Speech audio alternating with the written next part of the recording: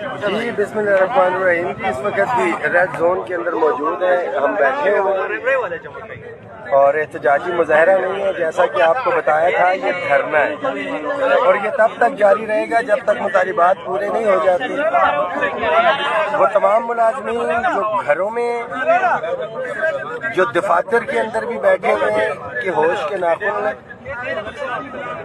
یہ ایک اجتماعی لڑائی ہے. ہم نے اکٹھی لڑنی ہے، خواہ پینشن اصلاحات کے نام پہ ہو، لیو انکیشمنٹ ہو، تنخواہوں میں تفریق کا خاتمہ ہو،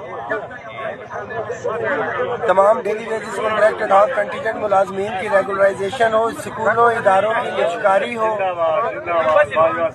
حالیہ جو ٹیکس ریبیٹ ختم کیا گیا ٹیچرز اور ریسرچرز کا وہ معاملات ہو. تو تمام ساتھی وفاق کے جتنے بھی ساتھی ہیں یہاں پہ کھانے پینے کے حوالے سے آج مسلسل بارش بھی کی، اس کے باوجود ہمارے مطالبات ہماری تعداد کے ساتھ مشروط ہوں گے. قائدین اپنے حصے کا کام کر چکے، جو میں پہلے سے کہہ رہا تھا. گھروں میں بیٹھ کے یہ جو ہزاروں اور لاکھوں ویوز ہیں، ان گھروں سے